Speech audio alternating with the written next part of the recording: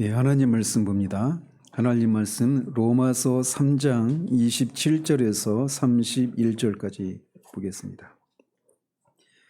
로마서 3장 27절에서 31절까지입니다. 하나님 말씀 이러합니다. 그런즉 자랑할 데가 어디냐? 있을 수가 없느니라. 무슨 법으로냐? 행위로냐? 아니라 오직 믿음의 법으로니라. 그러므로 사람이 의롭다 하심을 얻는 것은 율법의 행위에 있지 않고 믿음으로 되는 줄 우리가 인정하노라. 하나님은 다만 유대인의 하나님이시냐? 또한 이방인의 하나님은 아니시냐? 진실로 이방인의 하나님도 되시느니라. 할례자도 믿음으로 말미암아 또한 무할례자도 믿음으로 말미암아 의롭다 하실 하나님은 한 분이시니라. 그런즉 우리가 믿음으로 말미암아 율법을 파기하느냐? 그럴 수 없느니라. 도리어 율법을 굳게 세우느니라. 아멘. 예, 지난주에는 경건하지 않은 자를 하나님이 어떻게 의롭다고 경건하지 않은 자를 하나님이 하나님의 공의를 하나님의 정의를 해치지 않으면서도 어떻게 그 사람들을 의롭게 하실 수 있느냐라고 하는 것을 속량, 화목제물, 또 나타남이라고 하는 이 세 핵심적인 단어를 통해서 우리가 살펴보았습니다. 그 방법은 우리 주 예수 그리스도를 화목제물로 십자가에 죽게 하신 것을 통해서 그를 믿는 자마다 의롭게 하시는 이 이신칭의 복음을 통해서 하나님도 의로우시고 예수를 믿는 자들도 의롭게 하시는 것이다 라고 하는 것을 말씀드렸습니다. 자, 이렇게 우리 구원이 하나님의 은혜로 예수 그리스도께서 그의 피로 화목제물이 되셔서 우리의 죄를 대신해서 십자가에 죽으신 것을 믿음으로 이루어진다. 이게 복음의 핵심적인 내용이란 말이죠. 자, 이런 결론에 이른다라면 오늘 본문에서 말하고 있는 이 세 가지 자연스러운 결론에 도달하게 됩니다. 첫째는 모든 자랑을 멈추게 한다라는 것입니다. 이걸 27절, 28절에서 말을 하고 있고, 두 번째로는 모든 믿는 자들에게 차별 없이 복음이 적용된다라고 하는 것을 29절과 30절이 말하고 있고, 마지막으로는 율법을 굳게 세운다라고 하는 이 세 가지 결론에 자연스럽게 도달한다라고 사도는 말을 하고 있습니다. 자, 그러면서 이것은 자연스러운 결론이기도 하면서 또 당시 사도가 전하는 이 복음을 제대로 이해하지 못한 사람들이 던질 수 있는 그런 질문이기도 합니다. 자, 그런데 우리는 이미 앞에서 우리가 다루려고 한 이 내용을 사도가 이미 앞에서 다룬 바가 있습니다. 예수 그리스도를 믿는 믿음으로만 우리가 구원을 받는다라면 자랑할 데가 어디 있느냐라고 하는 이 문제는 이미 앞에 2장 17절 이하에서 유대인들이 자신들이 유대인이고 율법을 소유했고 하나님을 자랑하고 이런 것들을 자랑하는 문제에 대해서 이미 다룬 바가 있어요. 그럼에도 불구하고 사도는 왜 다시 이 문제로 돌아오는가? 여기에는 두 가지 이유가 있는데, 첫 번째로는 이 주제가 너무나 위대하기 때문에 그렇습니다. 즉 오직 예수 그리스도를 믿음으로만 의롭다함을 받는다라고 하는 이 진리는 너무나 크고 중요하고 치명적인 것이기 때문에 사도는 이것에 대해서 다소라도 오해가 있어서는 안 되기 때문에 이 얘기를 다시 끄집어내고 있는 겁니다. 두 번째 이유는 우리가 죄인이기 때문에 앞에서 다뤘던 문제를 또다시 질문의 형태로 제기하고 있다, 이렇게 볼 수가 있습니다. 즉 우리가 죄인이기 때문에 구원의 문제를 긍정의 방식으로만 진술해서는 충분하지 않기 때문이다라는 것입니다. 만일 사람이 죄를 짓지 않았다라면 진리를 그냥 긍정적으로 말해도 충분합니다. 그러나 사람은 죄인이기 때문에 긍정적인 방식으로 복음을 진술하는 것으로는 충분하지 않다라는 겁니다. 사도는 유대인으로서 당시 개종한 유대인들이 아직도 복음에 대해서 많은 편견을 가지고 있다라고 하는 것을 누구보다도 잘 알고 있었습니다. 단적인 예가 있다라면 사도행전 10장에서 사도 바울이 세 번에 걸친 그 환상을 통해서 이방인에게 가서 복음을 전하라고 하는 이런 명령을 받고 고넬료의 집에 찾아가서 복음을 전하지 않습니까?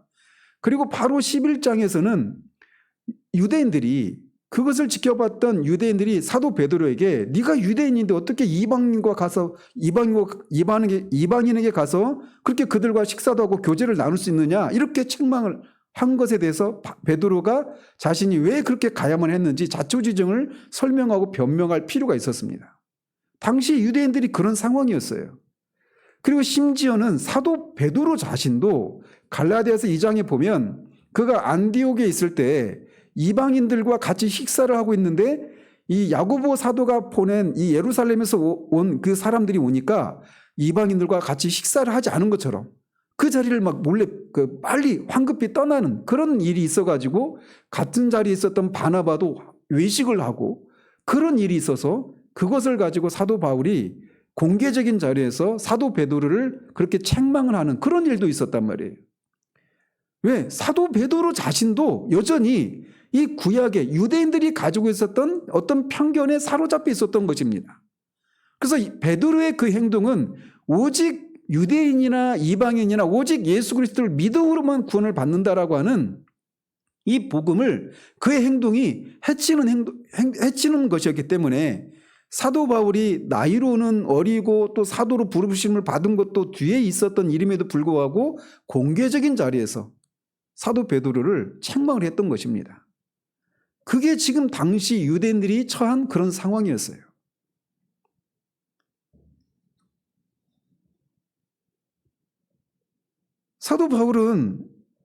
사도 바울은 그렇게 구원의 문제에 있어서 로마 교인들 가운데 개종한 유대인들이 이 문제에 대해서 아주 분명해지기를 갈망했던 것입니다. 아직도 거기에는 그리스도인이 되긴 했지만 유대인이라고 하는 것 때문에 자기들은 다른 사람들과 다소 다르고 우월한 위치에 있다고 생각하는 그런 유대인들이 있었단 말이죠. 그들은 유대인이나 이방인이나 오직 예수 그리스도를 믿음으로만 구원을 받아서 이제 유대인과 이방인 사이에 어떤 차별이 없어지게 되었다라고 하는 것을 여전히 모르고 있는 그런 사람들이 있었어요. 그리고 사도 바울이 전하는 이 이신칭의 복음을 마치 율법을 파기하는 것이다.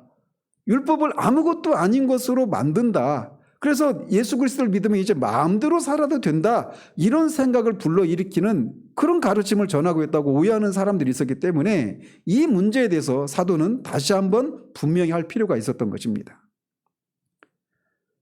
자, 그래서 첫 번째 주제로 돌아가면 사도는 이렇게 말을 합니다. 그리스도의 피로 말미암은 하나님의 구원의 방법은 사람들에게 자랑할 여지를 전혀 주지 않는다. 이거를 27절과 28절의 질문과 답을 통해서 그걸 말해주고 있습니다.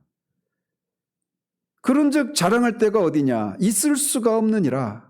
무슨 법으로냐? 행위로냐? 아니라 오직 믿음의 법으로니라.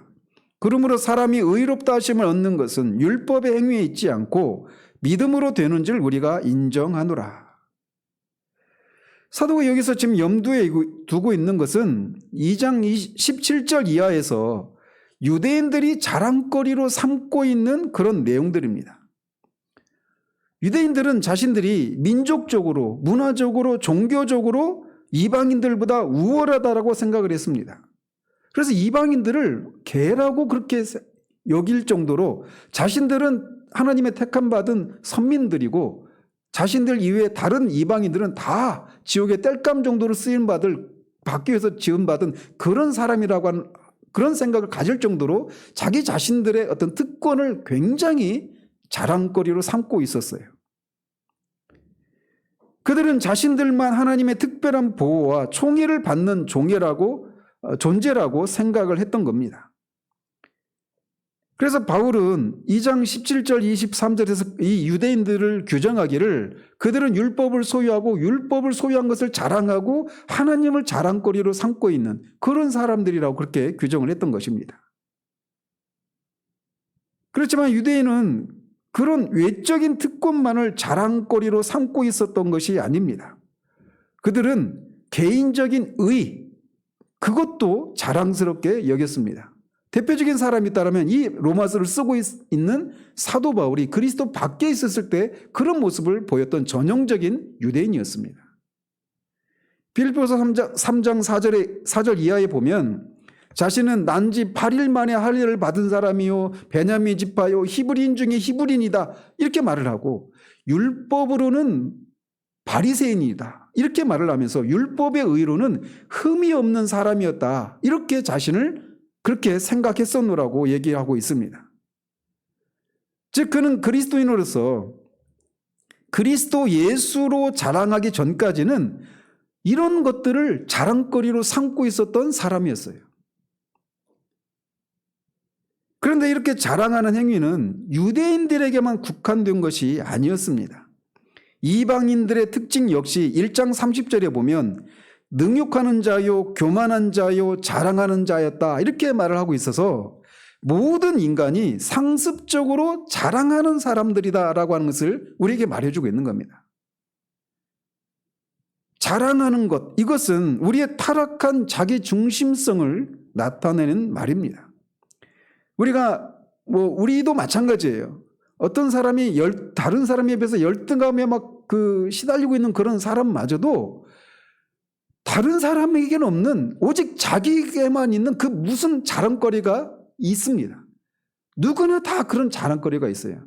특별히 여기서는 지금 구원과 관련해서 자랑거리로 삼고 있는 이 문제를 다루고 있는데 유대인들과 이방인들 뿐만 아니라 우리들 역시 우리가 어떻게 구원을 받았는가라고 한 이 문제와 관련해서 여전히 우리가 의지하고 자랑거리로 삼고 있는 것들이 다양한 형태로 우리 가운데 존재합니다. 어떤 사람들은 자신이 남들보다 죄에 대해서 깊이 깨달은 것들에 대해서 자랑거리로 삼고 있습니다. 또 어떤 사람들은 새벽 기도를 한 번도 나는 빠진 적이 없다라고 하는 것을 자랑거리로 삼고 있고 어떤 사람은 1년에 성경을 한 번씩 통독하고 있다 이런 것을 자랑거리로 삼기도 하고 모든 예배에 공적인 예배에 한 번도 빠진 적이 없다 이것을 자랑거리로 삼고 있는 사람도 있습니다. 헌금 생활에 있어서 철저한 11조와 수시로 드리는 그런 감사 예배를 통해서 내가 헌금 생활에 있어서만큼은 누구보다도 열심이고 내가 이 일에 있어서 한 번도 실패한 적이 없다라고 하는 것을 자랑거리로 삼고 있는 경우도 있습니다. 교회에 봉사하고 목사님을 섬기는 이런 일에 있어서도 내가 누구보다도 앞장서 있고 내가 이런 문제에 있어서는 타의 추종을 불허한다 이렇게 생각하는 사람도 있어요. 큐티를 하고 경건한 삶을 살고 있고 영적인 것들을 향해서 지속적으로 추구하고 있는 그런 열심들, 이런 끈기들, 초지일관하는 이런 모습들, 이런 것들을 자랑거리로 삼고 있는 경우들이 우리 가운데 많습니다. 제가 왜 이런 말씀을 드리느냐? 제가 그런 사람이었거든요. 저는 감히 말씀드리는데 죄에 대해서 저만큼 깊이 깨달았던 사람들을 전에는 못 만났었습니다. 그러니까 마치 그런 것들이 저를 구원할 수 있는 그런 것쯤으로 생각을 했던 것입니다. 이런 것들이 있으니 나는 구원받은 사람이다 라고 말하면서 그런 것들을 붙들고 그런 것들을 자랑거리로 삼고 있었던 것이죠. 제가 언급하지 않은 다양한 것들, 이런 것들을 우리는 자랑거리로 삼고 있는 경우들이 많이 있어요.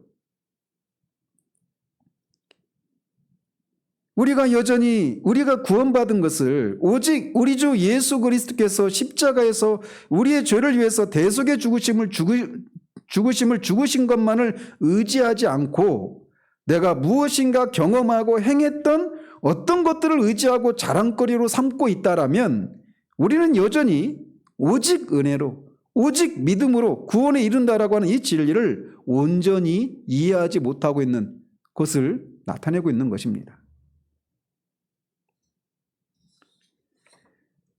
믿음으로 의롭다함을 받은 사람들에게는 자랑거리는 있을 수가 없습니다. 그것은 우리에게 자랑할 근거를 제공해 줄 수도 있는 행위의 법으로가 아니라 믿음의 법으로 우리가 구원에 이르렀기 때문에 그래요. 우리가 가지고 있는 확신은 죄인이 의롭다 하심을 얻는 것은 율법의 행위에 있지 않고 믿음으로, 오직 믿음으로만 된다고 말을 하고 있기 때문에 그렇습니다. 예수를 믿는다라고 하는 것은 우리가 여전히 죄인인데, 여전히 죄를 짓고 있는 죄인인데, 의인이 아닌, 우리가 여전히 경건하지 않은데, 불의한데, 그런 우리를 하나님이 예수 그리스도께서 하신 일의 근거에서 그분이 하신 일을 마치 우리가 한 것처럼 여겨주신다라고 하는 이 진리를 믿음으로만 우리가 구원을 받는 거예요. 그렇기 때문에 예수 그리스도를 믿는 사람들 안에도 여전히 죄가 있고 죄를 짓고 있는 이런 일들이 있단 말이에요. 불경건한 모습이 여전히 남아있어요. 그런 우리가 무엇을 자랑할 수 있단 말입니까? 말을 안 해서 그렇지. 제가 거듭 말씀드리지만 우리가 한 주 동안 살았던 그런 삶의 모습들을 여기 TV에 켜놓고 공개적으로 드러낸다라면 여기에서 얼굴을 붉히지 않고 남아있을 수 있는 사람 아무도 없습니다. 저를 포함해서. 어느 누구도 완전하신 하나님 앞에 죄를 짓지 않고 죄 없는 그런 삶을 살거나 또는 생각마저도 그런 것이 없는 사람은 아무도 없어요. 그런데 그 완전하신 하나님 앞에 우리가 죄를 한 번도 짓지 않은 사람처럼 그렇게 여겨주시는 그런 일이 어떻게 가능하냐? 그런 우리를 위해서 예수 그리스도께서 십자가에서 화목제물로 죽으셨다라는 거예요. 오직 그것을 믿음으로만 우리가 하나님 앞에 이렇게 설 수가 있는 겁니다. 바울이 염두에 두고 있는 이 율법의 행위가 의식에 대한 것이든지, 즉 음식이나 어떤 안식일에 관한 것이든지, 뒤에 이제 14장에서 다룰 문제들이거든요. 그런 것이든지 또는 도덕적인 것이든 간에 그런 것들을 우리가 아무런 흐트러짐 없이 지킬 수도 없거니와 설령 그런 것들을 완벽하게 지킨다 해도 그것이 하나님의 호의와 용서를 가져다 줄 수가 없다라는 겁니다. 구원은 행위에서 난 것이 아닙니다. 왜 그러면 하나님 이런 방법을 취하느냐? 누구도 자랑하지 못하도록 하기 위해서예요. 그것은 오직 그리스도를 믿는 믿음으로만 되는 것입니다. 그렇기 때문에 우리는 우리 자신이 아니라 오직 그분만을 자랑해야 하는 것입니다. 자기 자신의 그 무엇을 자랑하는 그리스도인들은 근본적으로 잘못된 것입니다. 그리스도에 대한 자랑 이외에는 어떤 자랑도 있을 수가 없어요. 따라서 의롭다함을 받은 신자들의 독특한 특징은 자랑이 아니라 찬양입니다. 그것도 영원 무궁토록 말이죠. 그래서 고린도전서 1장 31절에서 말하고 있는 것처럼 자랑하는 자는 주 안에서 자랑하라 라고 말합니다. 사도 바울이 갈라디아서 6장 14절에서 말하고 있는 것처럼 내게는 우리 주 예수 그리스도의 십자가 이외에 결코 자랑할 것이 없다라고 말하는 이 고백이 저와 여러분 모두의 고백이어야 하는 거예요. 언제나 말이죠. 오늘 우리는 여기서 성찬 예식을 또 9월을 맞아서 치릅니다. 그런데 한 달에 한 번씩 우리가 성찬 예식을 거행을 하지만 성찬이 의미하는 것이 바뀝니까? 성찬이 상징하는 것이 그 상징하는 의미들이 전혀 바뀌는 게 아니에요. 그렇지만 여러분들 한번 보십시오. 성찬에 참여하는 여러분들은 어떻습니까? 늘 똑같습니까? 저번들하고 똑같아요? 안 그렇단 말이에요. 우리는 늘 변합니다. 변하는 것들을 우리는 붙들고 그것을 우리의 신뢰의 대상으로 삼을 수가 없는 겁니다. 우리 안에서 나는 그 무엇, 우리가 경험한 그 무엇, 그 어떤 것도 우리는 신뢰의 대상이 될 수도 없고 붙들 수도 없고 더더군다나 자랑거리로 삼을 수가 없는 것입니다. 오직 예수 그리스도, 그분이 십자가에서 이루신 그 일, 그것만이 우리의 신뢰의 대상이고 그것만이 우리를 구원에 이르게 하고 그렇기 때문에 그것만이 우리의 자랑거리가 되어야 한다는 것이에요. 그래서 이신칭의 복음은 어느 누구도 자기 자신의 그 무엇을 자랑하지 못하도록 그 입을 잠잠하게 하게 합니다. 그리고 그런 자기 자신을 찬양하는 일들을 멈춘 그 사람으로 하여금 오직 그 일을 행하신 하나님 아버지만, 그 일을 묵묵히 수행하신 우리 주 예수 그리스도만 찬양하도록 하게 만드는 거예요. 27절과 28절에서 사도가 말하고 있는 것은 바로 그런 내용들입니다. 이어서 사도가 29절 30절에서 말하고 있는 두 번째 결론은 믿음으로 의롭다함을 받는 것은 모든 믿는 사람들에게 차별 없이 보편적으로 적용된다라고 말을 합니다. 하나님은 다만 유대인의 하나님이시냐 또한 이방인의 하나님은 아니시냐 진실로 이방인의 하나님도 되시느니라. 할례자도 믿음으로 말미암아 또한 무할례자도 믿음으로 말미암아 의롭다 하실 하나님은 한 분이시니라. 이렇게 말합니다. 사도는 하나님은 다만 유대인의 하나님이시냐 이렇게 수사 의문문으로 묻는데 결론은 그렇지 않다. 하나님은 이방인의 하나님도 되신다. 이렇게 말하고 있는 겁니다. 즉 하나님은 한 분이시다라는 거예요. 이것은 유대인과 이방인 사이의 구별과 차별이 이제 더 이상 영속되어서는 안 된다라고 하는 것을 우리에게 말해주고 있는 겁니다. 유대인들은 하나님이 오직 한 분인데도 이것을 구별하는 경향이 있었습니다. 즉 유대인을 위한 하나님이 계시고 이방인을 위한 하나님이 계신 것처럼 그렇게 생각했다라는 겁니다. 유대인들이 가장 먼저 외우는 암송 구절이 무엇인지 아십니까? 신명기 6장 4절이에요. 쉐마 이스라엘로 시작하는 이스라엘아 들으라 이렇게 시작하는 신명기 6장 4절입니다. 이스라엘아 들으라 우리 하나님 여호와는 오직 유일한 여호와이시니 이렇게 말했던 것처럼 그렇게 암송하고 있는 것처럼 하나님은 한 분이십니다. 유대인의 하나님이 따로 계시고 이방인의 하나님이 따로 계신 것이 아닙니다. 따라서 하나님은 유대인의 하나님이시면서 동시에 이방인의 하나님이신 한 분이신 하나님이십니다. 물론 성부, 성자, 성령 삼위로 계시지만 말이죠. 그런데 이렇게 하나님이 한 분이시다라고 하는 사실은 죄인을 구원하시는 방법도 한 가지라고 하는 결론에 이르게 됩니다. 즉 이방인을 구원하시는 방법과 유대인을 구원하시는 방법이 각각 다른 것이 아니라는 거예요. 구원의 방법이 따로따로 있다 이렇게 주장하는 것은 결국 어떻게 이어지느냐면 하나님이 한 분이 아니다라고 하는 것으로 이어지게 되는 거예요. 사도가 지금 여기서 역설하고 있는 게 바로 그것을 말하고 있는 겁니다. 유대인의 하나님이시면서 동시에 이방인의 하나님이신 한 분이신 하나님이시라면 그 한 분이신 하나님으로부터 나오는 구원의 방법 역시 하나일 수밖에 없다라고 말을 하고 있는 겁니다. 따라서 구원의 문제에 있어서 유대인과 이방인에게 차이가 있다 이렇게 말하는 것은 결국 하나님이 한 분이라고 하는 것을 부인하는 거예요. 그렇지만 하나님은 한 분 하나님이십니다. 그렇기 때문에 그분은 오직 한 가지의 구원의 길, 구원의 방법만 가지고 계신 것입니다. 그리고 그것은 변함이 없습니다. 왜? 그분이 변함이 없으신 분이시니까.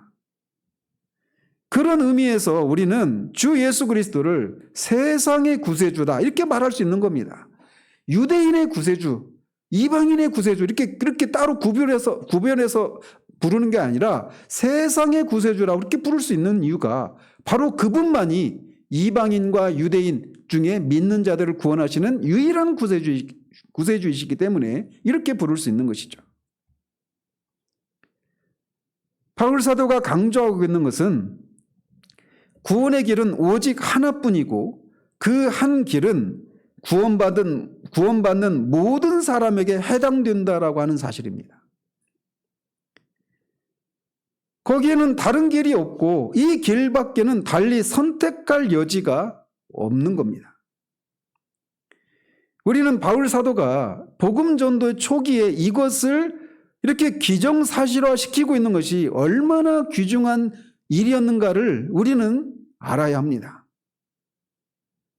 앞에서도 말씀드린 것처럼 당시 유대인들은 이방인들, 자신들이 개라고 여겼던 지옥의 땔감 정도로 쓰이기 위해서 지음받은 존재들이라고 여겼던 유대 이방인들에게도 자신들에게 전하는 똑같은 그런 메시지를 전하는 것에 대해서 마음에 어려움을 가지고 있었던 사람들이었습니다. 그래서 사도는 그것을 계속 반복해야 했던 거예요. 예수 그리스도를 믿음으로만 구원을 받는다라고 하는 것을 듣고 그래서 구원에 이르렀음에도 불구하고 이 유대주의 교사들이 율법과 할례를 강조하는 말을 들을 때 그들은 다시 원래 자리로 돌아가고 말았습니다. 그래서 앞에서 말씀드린 것처럼 사도 베드로마저도 안디옥에 있을 때 그런 잘못을 보면서 사도 바울로부터 공개적인 자리에서 책망을 받아야만 했던 거예요. 사정이 이렇기 때문에 바울이 구원의 길에 대해서 완벽하게 해명해야 하고 이 구원의 한 길은 유대인이나 이방인에게 보편적으로 적용된다라고 하는 것을 명백히 해야 될 필요가 있었던 것입니다. 구원의 방법은 하나인데 이 구원의 방법도 유대인에게도 또 이방인에게도 똑같이 적용된다라는 거예요. 차별이 있게 적용되는 게 아니라. 갈라디아서의 큰 주제 중에 하나가 바로 이것이었습니다. 이 갈라디아 사람들은 이미 사도 바울을 통해서 오직 예수 그리스도를 믿음으로만 의롭다함을 받는다는 진리를 믿고 구원을 이루었지만 그 교회에 들어온 유대주의자들의 가르침이 휩쓸려서 믿음의 길이 아닌 율법을 지킴으로 구원에 이르는 대로 돌아갈 뻔했던 겁니다. 그런 상황 가운데서 다른 복음은 없다. 천사라도 하늘로부터 온 누구라도 이 자신이 전한 이 복음 이외에 다른 복음을 전하는 자들은 저주를 받을지어다라고 이렇게 강력하게 말을 할 수밖에 없었던 것이에요. 그래서 기독교 초기에 사도 바울은 이 문제를 분명히 하는 일의 중요성을 알았고 각종 서신을 통해서 그리고 최초의 교회 공의회를 통해서 이 문제를 분명히 해야만 했던 것입니다. 그런데 이것은 오늘날에도 여전히 중요합니다. 왜냐하면 다양한 형태로 구원의 복음이 사람마다 다르게 적용된 것으로 주장하는 사람들이 있기 때문에 그래요. 세 가지 정도의 이런 모습으로 이런 것을 주장하고 있습니다. 먼저는 어려서부터 교회에서 자란 사람들의 경우에서 이런 생각하는 모습들을 우리가 보게 됩니다. 그들의 부모들이 그리스도인이고 자신들은 어려서부터 교회에서 성장했기 때문에 그들의 생각의 저변에 구원의 복음은 자신들과 같은 사람들에게는 그렇게 절실하게 필요하지 않는 것 같이 보이는 모습을 보이는 사람들이 있습니다. 그들은 이 구원의 복음과 회심의 필요성은 자신과는 다르게 악한 삶을 산 사람들에게서나 필요할지 모르지만 존경할 만한 사람들이나 기독교 가정에서 자라는 사람들에게는 필요하지 않은 것처럼 생각하는 사람들이 있어요. 저는 이런 모습들을 다는 아니지만 강남의 이런 어떤 그런 교회들의 모습 속에서 그런 모습들을 저는 봅니다. 마치 예수 그리스도를 믿을 때 자신의 죄인됨을 깨닫고 하나님 앞에 깨뜨려진 심령으로 정말 예수 그리스도의 그 은혜가 아니면 하나님의 은혜가 아니면 자신은 구원에 이룰 수 없다라고 하는 그 절박한 심령으로 간절하게 예수 그리스도만을 붙드는 그리고 그 예수 그리스도를 믿음으로 구원을 받았기 때문에 그 구원에 대한 감격으로 정말 자신의 전 존재를 하나님을 위해서 살아야 된다라고 하는 이 삶을 살아가는 것을 마치 조금 수준이 낮고 교양 수준이 떨어지고 이런 사람들에게나 해당되는 것처럼 그렇게 문화적인 형태의 그리스도인의 삶을 살고 있는 그런 사람들을 저는 너무나 많이 봅니다. 저 역시 우리 교단에서 가장 큰 교회에서 청년부를 지나지 않았습니까? 그런 모습들을 정말 봅니다. 마치 예수 그리스도를 절대적으로 붙들고 예수 그리스도의 그 복음 이외에는 우리에게 아무런 소망이 없기 때문에 구원의 그 필요성을 절박하게 알고 절대 절박한 심령으로 주님을 섬기고 하는 이런 것들은 마치 조금 어리거나 조금은 어떤 수준이 좀 낮은 사람들에게는 해당되는 그런 것처럼 생각하는 그런 그리스도인들이 많아요. 그들은 대부분 중산층 이상의 삶을 살고 교육 수준도 높고 그러다 보니까 마치 그렇게 기독교 신앙에 대해서 막 올인하는 듯한 이런 모습을 보이면 마치 좀 자신보다 좀 열등하거나 낮은 그런 사람처럼 생각하는 그런 모습들을 통해서 이 구원의 복음이 모든 사람에게 보편적으로 적용된다라고 하는 것을 실천적으로 부인하는 그런 양상이 우리 시대 가운데 넘쳐나고 있어요. 저는 여러분들에게 높아시면서 말씀드리지만 만약에 우리 교회 식구들이 정말 그렇게 사회적으로 지위가 높고 교양 수준도 높고 그런 교육 수준도 높은 그런 사람들이 점잖고 아주 젠틀한 모습으로 그렇게 신앙생활 하는 사람들 앞에 서서 그리고 그들의 지적 수준도 어느 정도 있기 때문에 우리들보다 훨씬 더 논리적이고 그런 성경 지식을 가지고 있고 그것을 논리적으로 설명하고 있는 그 사람들 앞에서 여러분들이 그렇게 외적으로 드러나는 그것 때문에 기가 죽고 의기소침해지는 그런 일이 없기를 바랍니다. 그들은 한 번도 하나님 앞에서 깨뜨려진 심령이 무엇인지도 모른 채 오직 예수 그리스도의 십자가 이외에는 자기에게는 아무런 소망이 없다라고 하는 그런 어떤 구원에 대한 감격이나 이런 것들이 없이 지적인 동의 차원에서 머무른, 그래서 한 번도 자신을 부인하거나 자신이 깨뜨려진 경험이 없이 교양이 있는 그런 모습으로 그렇게 문화적인 기독교를 누리고 있는 그런 사람들인 경우들이 많아요. 절대로 그런 사람들 앞에서 여러분들이 기죽거나 이러지 않기를 바랍니다. 하나님은 중심을 보시는 분이십니다. 이런 식으로 그리스도의 이 복음이, 구원에 이르는 이 복음이 모든 사람들에게 보편적으로 차등 없이 차별 없이 적용된다라고 하는 것을 이런 식으로 부인하는 한 가지 양태가 있어요. 그리고 또 하나의 양태가 있다면 소위 종교다원주의자들이 주장하는 것들입니다. 오늘날은 이것이 대세를 이루고 있습니다. 그래서 그들이 주장하는 것은 이런 식이에요. 산의 정상은 하나밖에 없지만 정상에 이르는 길은 여러 가지 길이 있는 것처럼 구원은 하나이지만 그 구원에 이르는 길은 여러 가지 길이 있다. 이게 종교다원주의에서 주장하는 것들이에요. 그래서 오늘날 그들은 그런 식으로 주장을 합니다. 과거의 사람들은 너무 좁고 완고했다. 그래서 그들은 서로를 비평하고 서로 다른 종교를 비평하고 서로 간의 교제를 거절했다. 그렇지만 이제는 하나님이 한 분이라는 사실을 알기에 이르렀고 우리는 모두 기독교와 힌두교와 이슬람교, 불교, 유교, 시크교, 그런 무속신앙 가릴 것 없이 모든 사람들이 한 하나님을 경배한다. 우리는 모두 다 한 하나님께 예배한다. 그것은 마치 하나님이 계시는 정상을 향해 여러 길을 선택해서 오르는 것과 같다. 기독교는 이런 예수라고 하는 길을 통해서, 힌두교는 또 다른 어떤 길을 통해서, 이슬람교는 또 알라에게 충성하는 그런 삶을 길을 통해서 다양한 방식으로 왔지만 결국 정상에서 다 만났다. 그래서 예전에는 정상에 이르는 사람, 다른 길에서 정상에 오르고 있었기 때문에 그 사람들과 교제를 나눌 수 없다고 생각했지만 정상에 이르고 보니까 다 어쨌든 정상에서 만났네. 이래서 다른 종교들과 이제는 교제를 나눌 수 있고 하나가 될 수 있다. 이게 종교다원주의자들이 주장하는 거예요. 이것이 세계교회협의회 WCC가 주장하는 거죠. 저는 그들의 행사에서 주장하는 것 보면 정말 토악질이 나옵니다. 근데 그들도 하나님이 한 분이라고 주장합니다. 물론 호칭은 다르지만 말이죠. 근데 사도 바울도 하나님이 한 분이라고 주장해요. 그럼 이 둘 사이에 어떤 차이가 있느냐? 종교다원주의자들은 하나님이 한 분이라고 하는 것에서 출발하고 거기서 멈춥니다.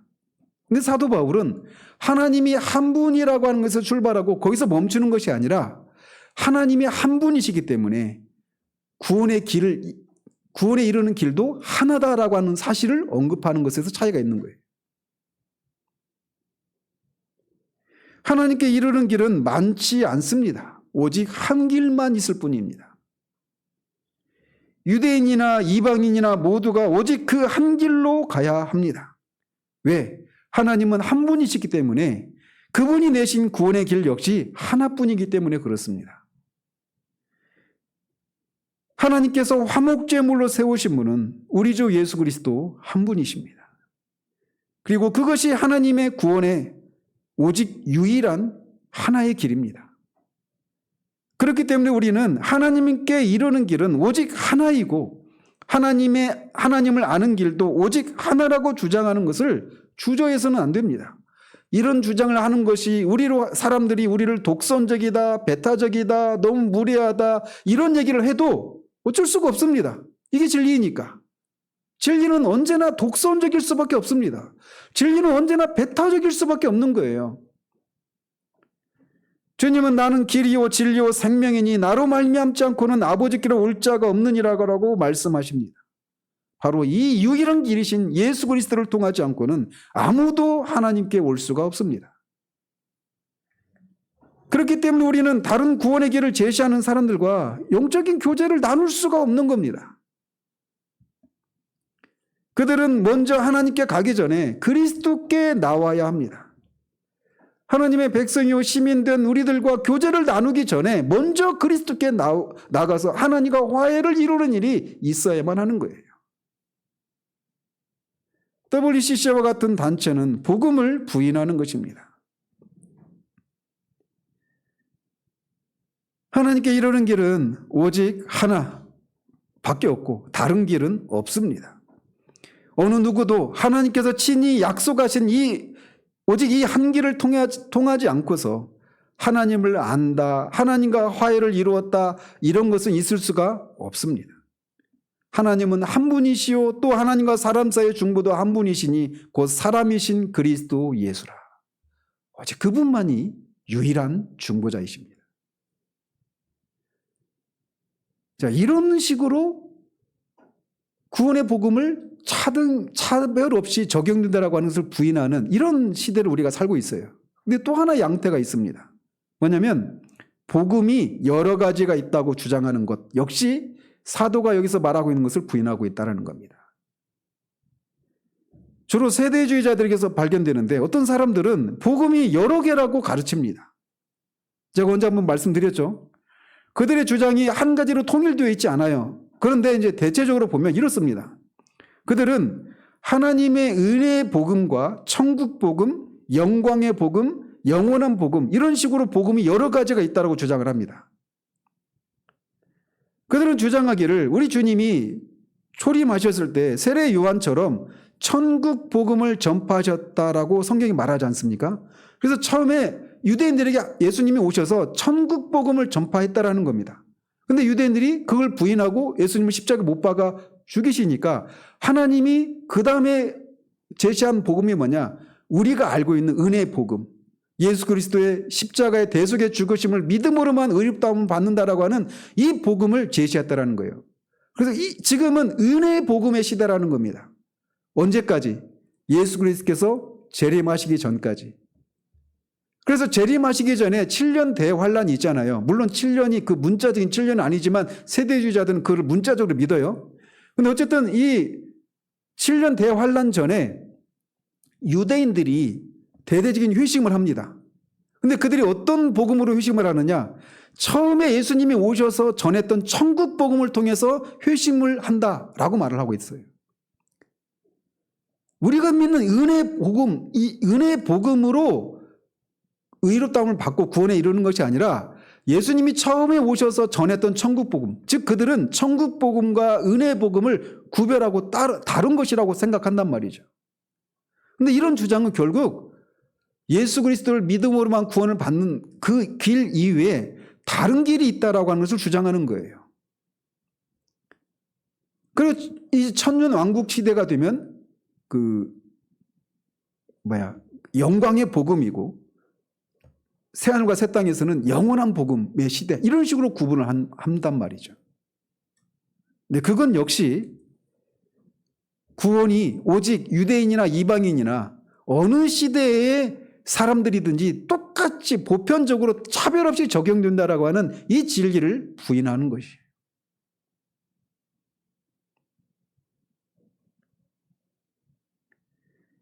유대인이나 이방인이나 구원에 이르는 길은 믿음으로 말미암아 의롭게 됩니다.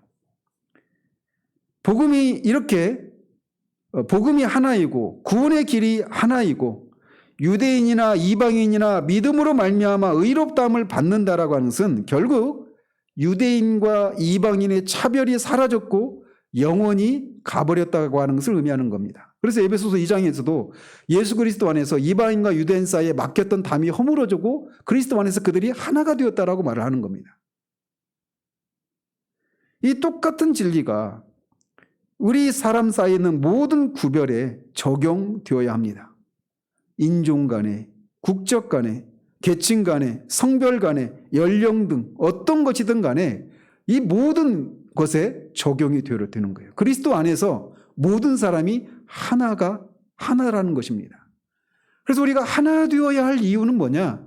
이방인이나 유대인이나 오직 예수 그리스도를 믿는 그 믿음으로 이 유일한 구원의 방법으로 의롭다함을 받았기 때문에 그렇습니다. 물론 우리는 사회적인 지위나 어떤 지적인 수준이나 인종이나 국적의 차이가 있을 수 있습니다. 그러나 오직 예수 그리스도를 믿는 그 은혜의 복음으로만 우리가 구원을 받았다고 한 그 사실 안에서 우리는 그 모든 구별들은 아무런 의미가 없다라는 거예요. 그런 구별들이 하나님과 우리 사이의 관계에 아무런 영향을 끼치지 않고 사람들 사이에서도 어떤 영향도 끼치지 않게 되었다라는 것입니다. 제가 이번 주에 그 박집사님 아버님 그 장례식장에서 예배를 이렇게 드리면서 굉장히 제가 인상적이었던 게 뭐냐면 찬양하는 장면이었어요. 굉장히 우리 교인보다 많은 사람들이 있었어요, 그 자리에. 근데 그 박집사님의 가족들은 침례 교회를 다니시는 분들입니다. 알지도 못해요. 만난 적이 없으니까. 근데 거기에서 우리가 한 찬양을 하고 한 하나님을 찬양하고 한 나라에 대한 소망을 품고 그렇게 찬양을 하는 거예요. 성별도 다르고 나이도 다르고 교단도 다르고 그럼에도 불구하고 한 가지 이유 때문에 우리가 구원에 이르는 길이 똑같다라고 하는 그런 의미에서 우리가 하나가 되어서 한 하나님을 찬양하고 한 소망을 얘기할 수 있었던 것이죠.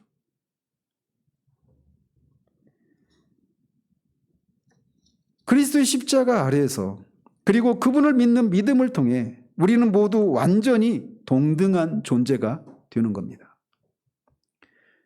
실로 그리스도 안에서 형제 자매가 되는 것입니다. 이게 29절과 30절에서 말을 해주고 있는 거예요. 예수 그리스도를 믿는 이 복음은 그 믿음으로 구원을 받는다라고 한 이 복음은 모든 보편적으로 적용된다라고 하는 이것을 우리에게 말해주고 있는 겁니다. 자, 세 번째로 십자가에 못 박히신 예수 그리스도 안에 있는 이 구원의 길, 즉 하나님께서 그의 피로 인해서 믿음으로 말미암은 화목제물로 세우심으로 이루어진 이 구원의 길은 율법을 파기하는 것이 아니라 도리어 율법을 세운다라는 겁니다. 유대인들은 구원과 관련해서 바울이 율법의 무용론, 다른 말로 율법 폐기론 또는 도덕률 폐기론 이렇게 부르는데 그것을 주장한다라고 오해를 했습니다. 바울은 이런 것과 관련해서 유대인들이 제기할 법한 질문에 대해서 31절에서 이렇게 말을 하고 있는 겁니다. 그런즉 우리가 믿음으로 말미암아 율법을 파기하느냐? 그럴 수 없느니라. 즉 이것은 생각조차 할 수가 없다. 이렇게 말을 하는 거예요. 그러면서 오히려 도리어 율법을 세운다라고 말을 하고 있는 겁니다. 사도행전에서 말하고 있는 율법은 어떤 문맥 속에서는 율법이 구약성경 전체를 가리키기도 하지만 이 문맥 속에서는 모세율법, 특히 도덕법을 가리킵니다. 즉 율법을 지킴으로 의롭게 된다라고 하는 것을 그런 것을 부인하는 그런 것이 가능하지 않은 것을 앞에서부터 계속 얘기해 오지 않았습니까? 그런 것 관련해서 보면 여기서 말하는 율법은 좁은 의미로 사용하고 있는 거예요. 자, 그러면서 바울이 여기서 31절에서 말하고 있는 것은 주님이 산상설교에서 하셨던 말씀을 이렇게 또 다시 다른 형태로 말을 하고 있는 겁니다. 마태복음 5장 17절 18절에서 내가 율법이나 선지자를 폐하러 온 줄로 생각하지 말라. 폐하러 온 것이 아니요 완전하게 하려 함이라. 진실로 너에게 이르노니 천지가 없어지기 전에는 율법의 1.1획도 결코 없어지지 아니하고 다 이루리라. 이렇게 말씀하셨습니다. 즉 주님은 율법을 폐기하기 위해서 오신 것이 아니라 오히려 율법을 완성하고 완전히 이루시기 위해서, 성취하시기 위해서 오셨다라고 말씀하셔요. 자, 그렇게 말씀하셨던 주님처럼 바울도 예수 그리스도를 믿음으로만 의롭다움을 받는다고 하는 이 복음이 율법을 파기하는 것이 아니라 도리어 율법을 굳게 세운다, 이렇게 주장하고 있는 거예요. 자, 그렇다면 어떤 의미에서 복음이 율법을 세우는가라는 겁니다. 율법이 우리에게 요구하는 것은 두 가지입니다. 율법의 모든 것을 완벽하게 지켜라. 이게 율법이 우리에게 요구하는 거예요.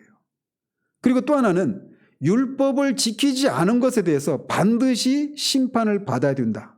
형벌을 받아야 된다. 이게 율법이 우리에게 요구하는 겁니다.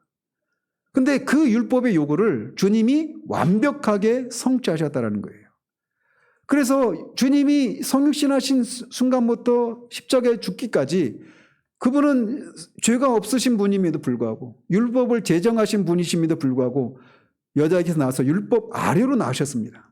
그래서 율법을 모두 지키는 삶을 사시는 것을 통해서 율법을 굳게 세우는 일을 하셨던 거예요. 뿐만 아니라 죄가 없으셔서 율법을 한 번도 어긴 적이 없어서 죄가 없으신 분임에도 불구하고 우리를 대신해서, 율법을 지키지 못한 우리를 대신해서 그 율법이 요구하는 형벌을 다 받으시는 것을 통해서 율법을 높이시는 일을 하셨던 겁니다. 이거를 주님의 능동적인 사역, 수동적인 사역 또는 능동적인 순종, 수동적인 순종 이렇게 부릅니다.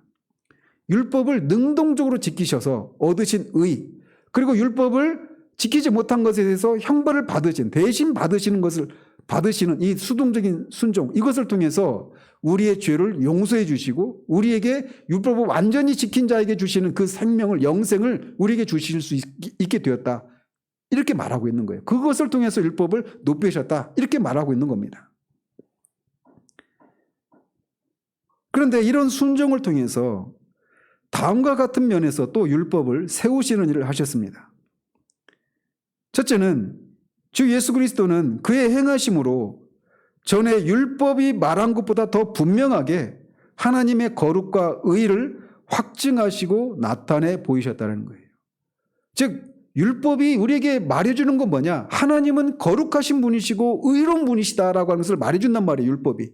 그런데 주님이 그렇게 율법을 완전히 순종하시고 율법을 지키지 못한 것에 대한 형벌을 대신 받으시는 것을 통해 율법이 말하고 있는 것, 즉 하나님이 거룩하신 분이시고 의로운 분이시라고 하는 것을 가장 분명하게 드러내셨다라는 것입니다. 뿐만 아니라 율법에서 말하고 있는 것은 하나님은 죄에 대해서 반드시 그렇게 거룩하고 의로운 분이시기 때문에 거룩한 진노를 바라신 분이시라고 율법이 말하는데, 주님이 그렇게 십자가에서 화목제물이 되셔서 하나님의 진노를 받으시는 것을 통해 율법이 말하고 있는 것을 분명히 드러내셔서 율법을 굳게 세우고 존귀하게 하시는 일을 하셨다라는 겁니다. 세 번째로 율법을 하나님 우리에게 주신 목적이 뭐라고 말하냐면, 율법은 죄를 깨닫도록 하기 위해서 우리에게 주신 것이다. 그래서 율법을 통해 우리가 죄인이고 그런 우리가 스스로 구원에 이룰 수 없기 때문에 그리스도께로 우리를 인도하기 위한 몽학선생으로 율법이 주어진 것인데, 주님이 바로 그런 일을 하신 것을 통해 율법을 높이셨다. 이렇게 말하고 있어요. 뿐만 아니라 율법에서 제사제도나 각종 절기가 예표하고 있는 것이 예수 그리스도께서 오셔서 하실 일들을 예표하고 있었던 것인데, 실제로 그것을 성취하신 것을 통해 율법에서 예언되고 예표되었던 이런 것들을 실제로 성취하시는 것을 통해 율법을 높이시는 일을 하셨다. 이렇게도 말할 수가 있습니다. 마지막으로 율법에서 분명히 피 흘림이 없으면 사함이 없다라고 말을 하고 있어요. 그런데 예수님이 그렇게 십자가에서 그분의 피를 흘리심으로 우리의 죄를 사하시는 일을 통해서 율법에서 말하고 있는 것을 실제로 성취하는 것을 통해 율법을 높이시는 일을 하셨다. 이렇게도 말할 수가 있는 겁니다. 그렇기 때문에 유대인 일각에서 제기하고 있는 것처럼 바울이 전하는 이신칭의 복음은 율법 무용론을 주장하는 것이 아니다라고 하는 것을 말해주고 있는 겁니다. 오히려 이 바울이 전하는 이신칭의 복음이 율법을 가장 높이고 가장 존귀하게 하는 유일한 방법이었다라고까지 말을 하고 있는 거예요. 따라서 오늘 본문은 오직 믿음으로 의롭게 된다라고 하는 이 복음은 죄인들을 겸손하게 만들어서 자랑을 배제하게 하고 또 율법이 유대인이나 이방인에게 차별 없이 보편적으로 적용되는 것을 통해서 신자들을 연합시키고 모든 차별들을 배제하고 율법을 굳게 세우고 도덕률 폐기론을 배제한다라고 말을 하고 있는 겁니다. 이렇게 자랑을 배제하고 차별을 반대하고 도덕률 폐기론을 반대하는 이런 것을 통해 바울은 당시 자신에게 제기되고 있었던 복음, 그런 비판들에 대해서 복음을 효과적으로 변호하고 있는 것입니다. 그렇기 때문에 오직 예수 그리스도를 믿음으로 의롭다함을 받는다라고 하는 이 복음은 속된 말로 뒤탈이 없습니다. 왜? 이거는 율법의 요구를 완전히 만족시킨 것이었기 때문에, 그리고 하나님의 공의를 완전히 만족시키는 유일한 방법이었기 때문에 이 복음을 믿으면 내가 지금은 하나님이 이렇게 경건하지 않은 나를 의롭다고 해주셨는데 뒤에 가서 또 어떤 율법이 우리를 정죄할 때 그 우리의 구원을 취소하시는 것 아니야? 이런 의심을 할 필요가 없다는 겁니다. 완전하니까. 이 본문에서 우리에게 말해주고 있는 게 바로 그거예요. 예수 그리스도가 십자가에서 우리를 대신해서 그의 피로 믿음으로 말미암는 화목제물이 되시는 이 방법을 통해 우리를 구원하신 이 구원의 길은 아무런 뒤탈이 없는 완전하고 충분하고 안전하다라고 하는 것을 우리에게 말해주고 있는 겁니다. 그렇기 때문에 예수 그리스도를 믿는 자들은 결코 정죄함이 없습니다. 왜? 그분이 이미 십자가에서 우리를 대신해서 이미 정죄를 받았기 때문이에요. 그런 완전한 구원을 행해 주신 하나님을 찬양합니다. 그 예수 그리스도의 그 십자가의 그 변함이 없는 이 구원의 진리를 인해서도 주님을 찬양합니다. 우리가 자랑할 것은 오직 예수 그리스도의 십자가입니다. 우리 자신의 무엇이 아니에요. 그런 은혜를 받은 사람임을 생각하면서 구원에 합한 삶을 살아가는 저와 여러분들 되시길 바랍니다. 우리 말씀을 생각하면서 하나님 앞에 잠시 기도하고 성찬을 이어가도록 하겠습니다. 각자 말씀을 들은 대로 우리에게 예수 그리스도 이외에 그 다른 것들을 붙들고 있는 것이 있다라면, 붙들고 있었다라면 그것들을 하나님 앞에 다 내려놓고 오직 그리스도의 십자가만을 붙드는 그런 일들이 있기를 바랍니다. 그리고 우리 안에서 우리가 모두 살아온 삶의 배경도 다르고 기질도 다르고 여러 가지가 다 그런 다름이 있지만 우리가 똑같이 예수 그리스도를 믿음으로 구원을 받았다고 하는 면에서 우리가 다 동등한 그런 사람임을 알고 우리 안에서 어떤 우리도 모르게 서로에게 어떤 벽을 쌓고 내가 어떻게 저 사람은 같이 할 수 있어 라고 하는 생각들이 혹이라도 있었다라면 그런 것들을 회개하고 또 반대로 내가 어떻게 저런 사람하고 저렇게 높은 사람하고 내가 하나가 될 수 있지 이런 생각을 어떤 열등감을 가지고 있었던 것도 하나님 앞에 회개하고 우리가 그리스도 안에서 다 하나임을 알고 그렇게 진정한 하나님을 위해서 기도하기를 원합니다. 그 율법을 완전히 만족시키고 세우시는 것을 통해 우리를 구원하셨다라고 하는 것을 기억하고 말씀을 읽을 때마다 어떤 정죄감을 받으면서 그럴 때마다 내가 구원받지 못한 건 아니야 이런 데로 돌아갔던 우리의 연약감을 하나님 앞에 호소를 회개를 드리면서 우리가 구원받은 것은 그 율법이 정죄를 받고 있는 바로 우리를 위해서 예수님이 그렇게 십자가에 죽으셨다는 것을 다시금 기억하면서 구원의 확신을 갖는 그런 은혜가 있기를 바랍니다. 같이 이런 것도 듣고 하나님 앞에 기도하겠습니다. 하나님 아버지, 오직 예수 그리스도를 믿음으로만 구원을 받는다라고 하는 이 이신칭의 복음이 우리에게서 모든 자랑거리를 배제한다라고 하는 이 진리를 다시금 살펴보았습니다. 어느 많은 경우에 우리가 예수 그리스도 안에서 자랑하고 예수 그리스도의 십자가 이외에는 자랑할 것이 없다라고 이런 고백 대신에 내가 다른 사람들이 경험하지 않았던 것들을 경험한 그 무엇, 다른 사람들이 하지 않았던 그 무엇을 내가 했던 것, 이런 것들을 붙들고 내가 구원을 받은 것처럼 생각하거나 또 반대로 다른 사람들이 경험한 것을 내가 경험하지 못했기 때문에 다른 사람들이 하고 있는 것을 내가 하고 있지 못하기 때문에 나는 구원받지 못했다고 생각하고 있는 그런 모습을 보이는 경우들이 얼마나 많은지요.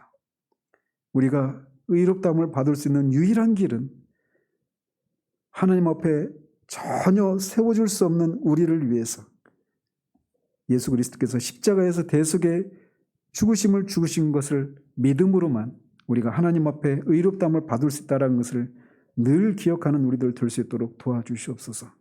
그래서 오직 그리스도로만 자랑하고 그리스도의 십자가만을 자랑하는 그런 우리들 될 수 있도록 도와주시옵소서.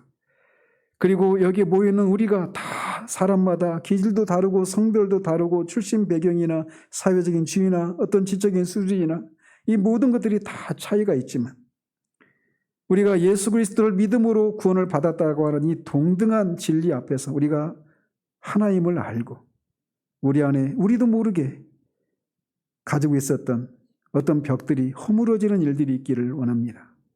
우리가 그리스도 안에서 모두 하나님을 알고 한 길로 구원에 이르는 사람들임을 알고 우리가 서로 안에서 깊이 하나됨을 지키기를 힘쓰는 그런 우리들 될 수 있도록 도와주시옵소서.